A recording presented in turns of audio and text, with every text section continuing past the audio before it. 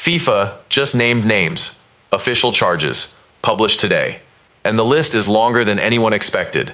Leandro Paredes, Nahuel Molina, Thiago Almada, Argentina assistant coach Roberto Ayala, all formally charged by FIFA's own disciplinary committee for what happened after the final whistle at MetLife Stadium on July 19th.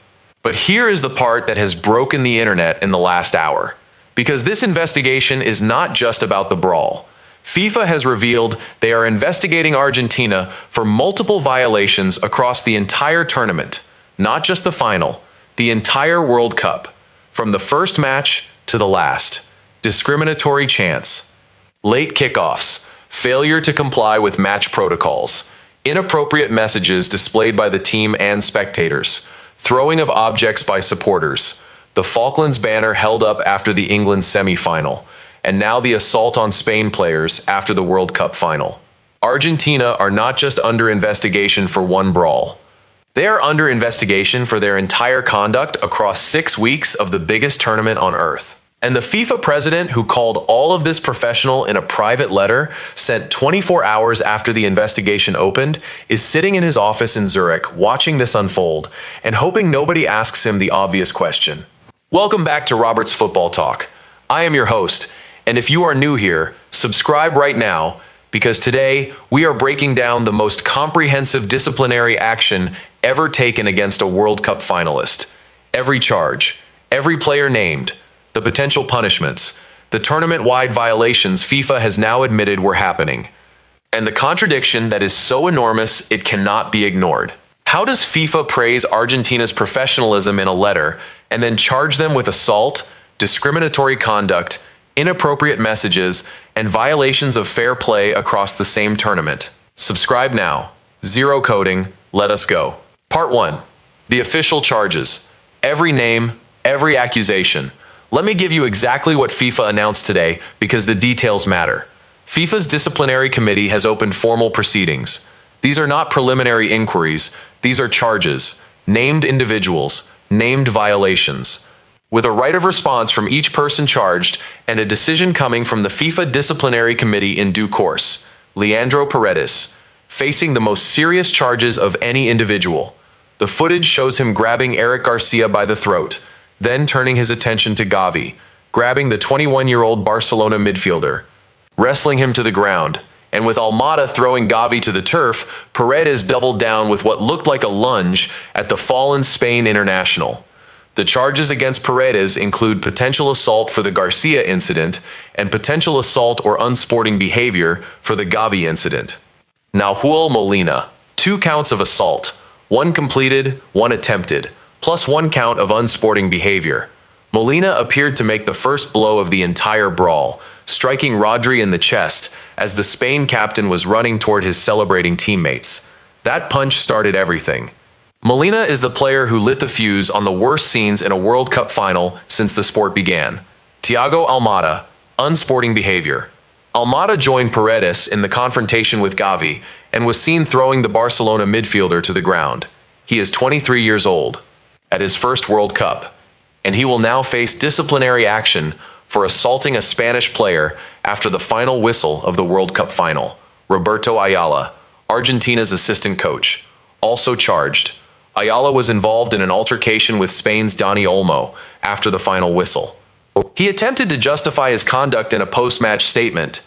Dani Olmo laughed it off. FIFA did not laugh it off. Ayala is charged. And Gavi, yes, Spain's own player, is charged with unsporting behavior. The footage shows Gavi attempting to throw a strike at Paredes during the confrontation. He is included in the proceedings. FIFA charged both sides for their conduct after the final whistle. The difference is that Spain's conduct was reactive while Argentina's was the initiating force. But Gavi threw a punch and FIFA noticed. Now I want to ask you something. Looking at those charges, do you think the punishments FIFA hands down will be serious enough? Or will they be token bans that disappear after a few international matches? Drop your answer in the comments right now. Subscribe to Robert's Football Talk right now, because the individual charges are only half the story. Part 2. The tournament-wide violations. The full picture FIFA just revealed. Here is the part of today's announcement that should shock every football fan. And I want to read this carefully because every item on this list was happening at the same tournament where Infantino called Argentina professional. FIFA stated today that they are investigating the Argentine Football Association throughout the tournament for the following violations: discriminatory chants and gestures. Argentina fans and players involved in chants and gestures that FIFA's own code classifies as discriminatory.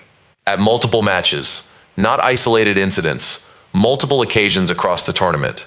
Late kickoffs. Argentina were repeatedly late starting matches, a violation of FIFA's match protocols that every other team complies with because every other team faces consequences when they do not. Argentina were late, repeatedly. Failure to comply with match and security protocols, beyond just late kickoffs. General failure to comply with the rules that all 32 teams at this tournament were required to follow. Display of inappropriate messages by the team and spectators. This covers the Falklands banner held up by Argentina players after the England semifinal. A banner making a political territorial claim about islands whose sovereignty is disputed. Displayed by players in the official playing area at a World Cup match.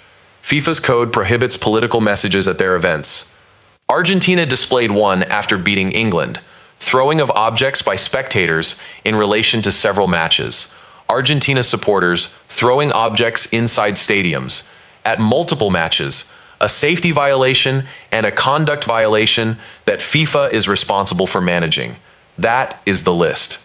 6 separate categories of violation across the entire tournament, from the first match to the last, and the FIFA president wrote them a letter calling them professional. Now let me ask you this. Looking at that list of violations across the entire tournament, does this change how you view Argentina's 2026 World Cup run? Drop your honest answer below. Part 3. The contradiction that FIFA cannot explain. Here is the contradiction that is sitting in the middle of all of this like a grenade, with the pin already pulled. On July 20th, the morning after the final, Infantino wrote to Claudio Tapia praising Argentina's professionalism. With all my friendship, most sincere congratulations, magnificent performance, decisive contribution to making this an exceptional event. On July 30th, FIFA's disciplinary committee published formal charges naming 4 Argentina individuals for assault and unsporting behavior, and revealed an investigation covering discriminatory chants, late kickoffs, protocol failures, inappropriate messages, object throwing, and brawling at a World Cup final. Same organization, same president, 10 days apart. Day 1, professionalism, magnificent. Exceptional. Day 10, assault, discriminatory conduct, protocol failures, inappropriate messages, throwing objects. Those 2 things cannot both be true. A team that behaved professionally does not get charged with assault and discriminatory chants and throwing objects. A team that behaved professionally does not have their assistant coach charged for an altercation with an opposition player after the final whistle. Infantino praised professionalism. FIFA charged assault. Those are not compatible descriptions of the same conduct by the same people at the same tournament. Sports Illustrated noted this contradiction directly in their coverage today. They wrote that the charges came just days after FIFA President Gianni Infantino praised Argentina's professionalism. They put those 2 things side by side in the same sentence because they belong in the same sentence. Because the contradiction they represent is the most damaging thing that has happened to FIFA's credibility in years. Subscribe to Robert's Football Talk right now and share this video because Part 4 is the potential punishments and why they matter so much. Part 4. What happens next? The punishments and the precedent. Let me tell you what the potential punishments are and why they matter beyond just this situation. Leandro Paredes. If FIFA determines his actions meet the threshold for violent conduct, a 3-match international suspension is the standard starting point. Given the severity of what the footage shows, the grabbing of Garcia by the throat, the wrestling of Gavi, the lunge at a prone player, a longer ban is possible. 5 matches, even more if the disciplinary committee decides to make an example. Nahuel Molina, 2 assault charges, competitive matches missed if found guilty. The Molina punch on Rodri that started the entire brawl is on BBC broadcast footage. Verified, clear. The potential for a significant ban is real. Thiago Almada, unsporting behavior, shorter ban but still a mark on his record at 23 years old at the start of what should be a long Argentina career. Roberto Ayala.